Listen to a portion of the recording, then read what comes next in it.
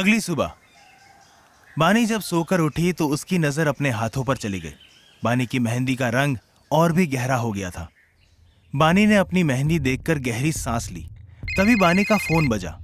बानी कॉल उठाकर बोली, हेलो कबीर। पर कबीर कुछ नहीं बोलता। बानी बोली, कबीर प्लीज कुछ बोलो। कबीर गहरी आवाज में बोला, ये करना जरूरी है। कबीर की बात सुनकर बानी कुछ पल के लिए चुप हो गई।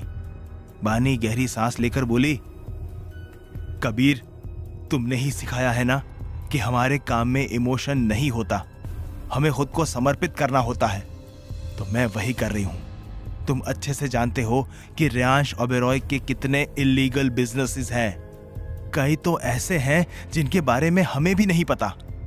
वो सब जानने के लिए मुझे रेयांश का होना पड़ेगा। कबीर बोला, मतलब तुम पीछे नहीं हटोगी? बानी बोली, बिल्कुल नहीं। कबीर बोला, एज यू विश, पर संभाल कर। बानी बोली, और सोमांश कैसा है? कबीर बोला, सो रहा है, पर विनीत ने उसे हैंडल कर लिया। बानी बोली, अच्छा ठीक है, शाम को मिलते हैं, बाय। ये बोलकर बानी ने कॉल कट कर दिया। बानी बेड से उठी कि तभी गेट नॉक हुआ। बानी ने गेट खोला। मानसी को देखकर बानी के चेहरे पर हल्की सी मुस्कान आ गई। मानसी अंदर आकर बोली, भाभी आप फ्रेश हो जाइए, आपको रेडी होना है, अभी आपकी हल्दी होगी। मानसी की बात पर बानी ने हाँ में सिर हिला दिया और वॉशरूम में चली गई।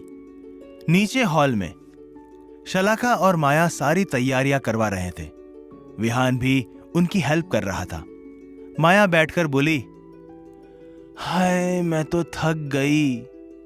शलाका मजाक उड़ाते हुए बोली, लगता है तुम्हारा बुढ़ापा आ गया है। माया चिढ़कर बोली, क्या दीदी, अभी कहां, अभी तो मैं बहुत यंग हूं, बूढ़ी तो आप लगती हैं। माया की बात सुन शलाका उसे घूरने लगी। माया नकली हंसी हंसते हुए बोली, अरे मैं तो ऐसे ही बोल रही थी। वैसे आपको पता है दीदी, कल रेयांश बानी को अपने फ्लोर पर ले गया था। शलाका हैरानी से बोली, क्या? माया बोली, हाँ, मेरी एक मेड ने उन दोनों को जाते हुए देखा था। सोचो दीदी, आज तक हमने भी वो फ्लोर नहीं देखा और वो लड़की 3 दिन में उस फ्लोर पर पहुंच गई। शलाका बोली, वो तो रहेगी भी वहीं, आखिर रेयांश की बीवी जो बन जाएगी। माया शलाका के पीछे देखते हुए बोली, अरे अभी इसका नाम लिया और ये हाजिर हो गई, बड़ी लंबी उम्र होगी इसकी। माया की बात पर शलाका पीछे मुड़कर देखने लगी। मानसी बानी को नीचे ला रही थी। सबकी नजर बानी पर थी। बानी ने व्हाइट लहंगा पहना था जिसका दुपट्टा येलो रंग का था। बालों का फ्रेंच बन बनाया हुआ था और फ्लोरल ज्वेलरी, होठों पर बेबी पिंक लिपस्टिक, आंखों में काजल, उसमें बानी बहुत खूबसूरत लग रही थी। माया बानी को देखते हुए बोली, वैसे कुछ भी हो, पर यह है बहुत खूबसूरत। माया की बात पर शलाका एक नजर माया को देखकर बानी को देखने लगी। टिया बानी को देखते हुए बोली, आई कैन बिलीव कि ये आज मेरी भाभी बन जाएगी। आर्यन कॉकटेल पीते हुए बोला, तुम बिलीव मत करना, और ये तुम्हारी भाभी बनकर तुम्हें तुम्हारी औकात दिखाएगी। टिया गुस्से में बोली, ये मुझे मेरी औकात दिखाएगी, उतनी इसकी औकात नहीं। और एक बात, वो तुम्हारी भाभी भी बनेगी। आर्यन चिढ़कर बोला, आई डोंट केयर। टिया बोली, मुझे ये समझ नहीं आ रहा कि मानसी इतनी खुश क्यों हो रही है, ऊपर से विहान, वो भी सब काम कर रहा है। आर्यन बोला, मानसी को तो एक भाभी चाहिए जो मिल रही है, और विहान, इसका तो मुझे भी समझ नहीं आ रहा, पता नहीं ये इतना खुश क्यों है। मानसी बानी को बीच में बैठा दी। हल्दी के लिए कुछ गेस्ट भी आए थे। बानी अपनी नजरें नीचे किए बैठी थी। थोड़ी देर में रेयांश नीचे आया। उसने एक येलो कुर्ता पहना था। वो बेहद हैंडसम लग रहा था। रेयांश फोन पर बात करते हुए एक साइड खड़ा होकर बानी को देखने लगा। सभी एक एक कर बानी को हल्दी लगाने लगे। टिया और आर्यन को ना चाहते हुए भी हल्दी लगानी पड़ी। शलाका ने आकर बानी को हल्दी लगाई। शलाका हल्दी लगाकर बानी की नजर उतारते हुए बोली, हमेशा खुश रहो और शादी के बाद जल्दी से खुशखबरी भी दे देना। आखिर ओबेरॉय खानदान को उसका वारिस भी चाहिए। शलाका की बात सुनते ही बानी का चेहरा पीला पड़ गया। वही रेयांश बानी का चेहरा देखने लगा। शलाका बानी का चेहरा देखकर बोली, अरे क्या हुआ, इतना शर्मा क्यों रही हो? अब शादी होगी तो बच्चा भी तो होगा ही। रेयांश सर्द लहजे में बोला, मिसेस ओबेरॉय, आपको इन सब के बारे में सोचने की कोई जरूरत नहीं, ये मेरा पर्सनल मैटर है। शलाका मुस्कुराते हुए बोली, पर्सनल नहीं है रेयांश, अब बच्चे की बात तो हम ही करेंगे ना, आखिर घर के बड़े हैं हम, और मैं तो तुम्हारी मां हूं ना। रेयांश बीच में ही कोल्ड वॉइस में बोला, ओ रियली? ये बोलते हुए रेयांश शलाका को घूरने लगा। शलाका रेयांश की आंखें देखकर मानो कुछ समझ गई। शलाका जबरदस्ती मुस्कुराते हुए बोली, चलो छोड़ो, ये तो बात की बात है। इन सब में बानी की हालत खराब हो रही थी। उसने अपने लहंगे को कसकर पकड़ रखा था। बानी की हल्दी लग चुकी थी, इसीलिए वो मानसी को बोलकर अपने रूम में चली गई। रूम में जाते ही बानी अपनी सारी ज्वेलरी निकाल जल्दी से अपने बाल खोलकर वॉशरूम में जाकर शावर ऑन करके खड़ी हो गई। शावर में पानी के साथ बानी की आंखों से आंसू भी बह रहे थे। अनायास ही बानी का हाथ अपने पेट पर चला गया और वो पुरानी यादों में खो गई। 2 साल पहले लंदन कबीर का फ्लैट। उस रात कबीर और विनीत बानी को फ्लैट में लेकर आए। बानी बिल्कुल शांत थी, वो कुछ नहीं बोल रही थी, मानो उसे कोई सांप सूंघ गया हो।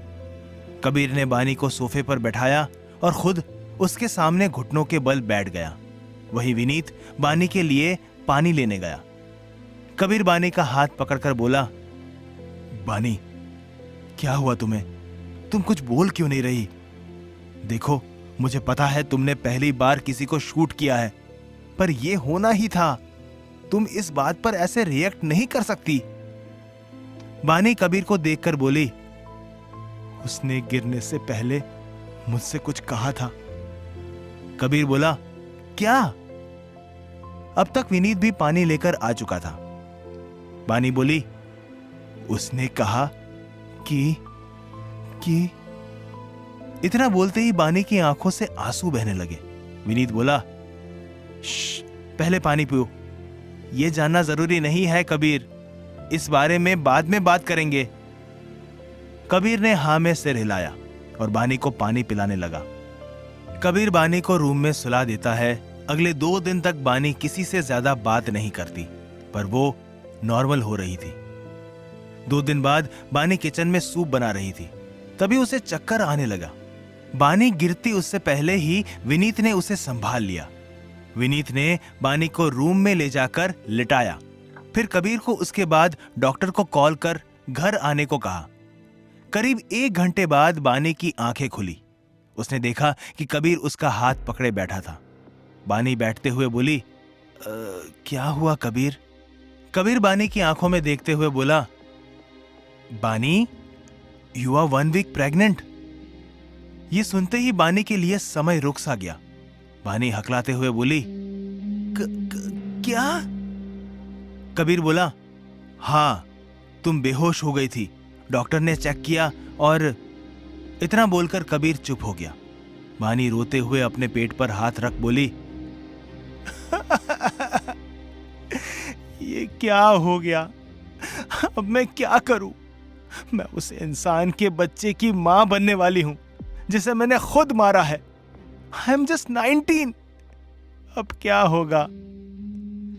विनीत अंदर आते हुए बोला, कुछ नहीं होगा बिल्ली, ये बेबी तेरा है, चाहे जैसे भी हो, पर ये इनोसेंट है। अब डिसीजन तुम्हें लेना है। कबीर बोला, विनीत सही कह रहा है। Bani, this is your innocent soul. Bani अपने पेट पर हाथ रखकर आंखें बंद करके उसे महसूस करने लगी। और उसके चेहरे पर हल्की सी मुस्कुराहट आ गई। पिछले 3 महीने बाद कबीर और विनीत बानी का बहुत अच्छे से ख्याल रख रहे थे, लेकिन आज सुबह से ही लंदन में बारिश हो रही थी। कबीर घर आया तो उसने देखा कि फ्लैट पर कोई नहीं है, तो उसने बानी को कॉल किया और उससे पूछा, हेलो बानी, कहाँ हो तुम? बानी कुछ सामान लेने सुपरमार्केट गई थी। वो मार्केट से बाहर निकल रही थी कि तब उसके पास कबीर का कॉल आया। बानी कॉल पिक करके बोली, हेलो कबीर। कबीर बोला, बानी कहाँ हो तुम? वेदर ठीक नहीं है और तुम फ्लैट पर नहीं हो। बानी हंसते हुए बोली, अरे ओवर प्रोटेक्टिव कबीर, रिलैक्स, मैं सुपरमार्केट आई थी, बस निकल रही हूं।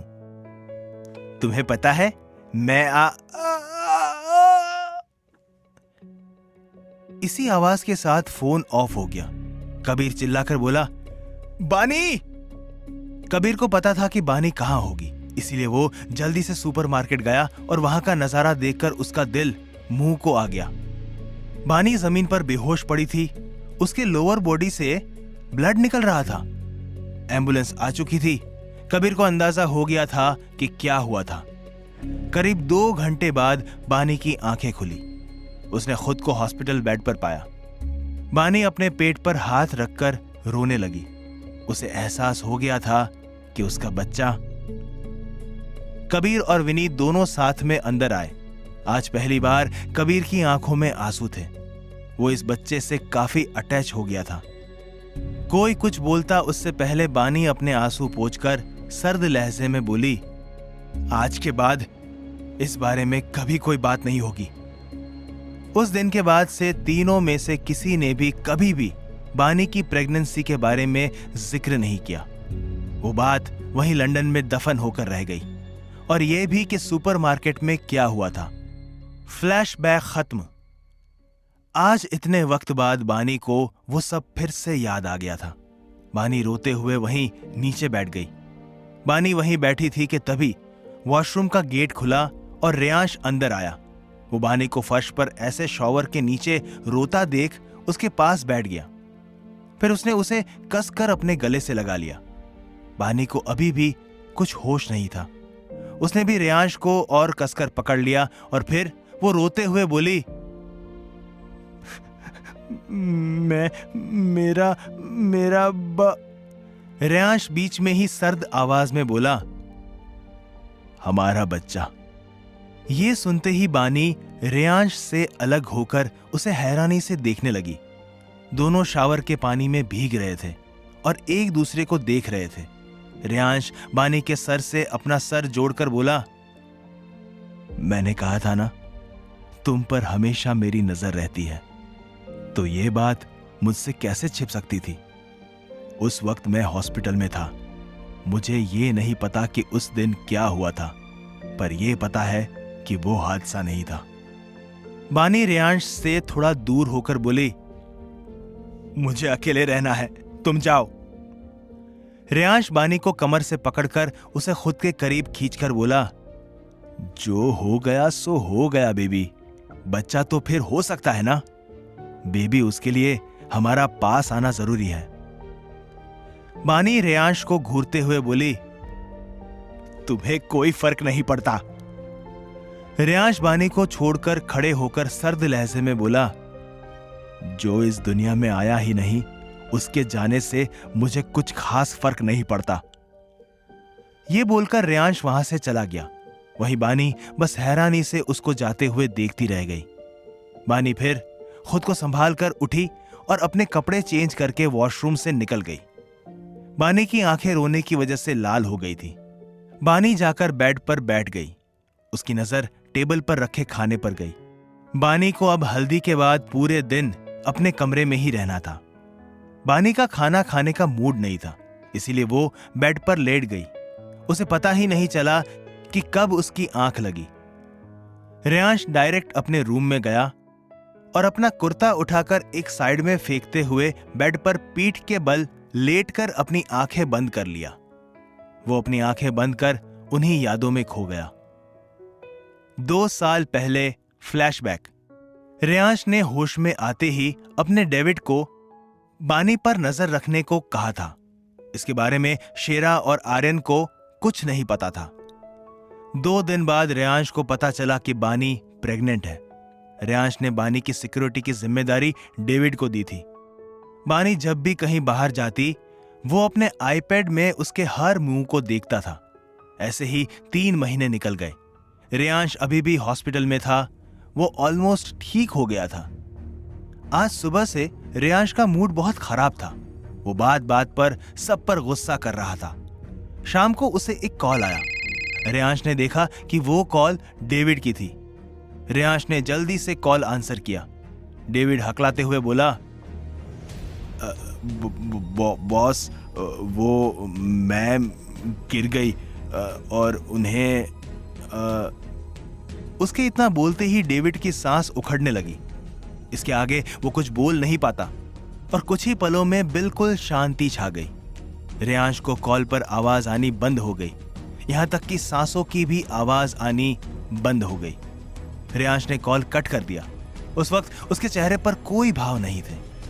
बस उसके अगले दिन ही रेयांश हॉस्पिटल से डिस्चार्ज हो गया और बैकफुट पर काम करने लगा। फ्लैशबैक खत्म। क्या हुआ था बानी के साथ? कैसे गिरी बानी? शलाका रेयांश की नजरों से क्या समझी? जानने के लिए सुनते रहिए cruel hearted, only on pocket FM।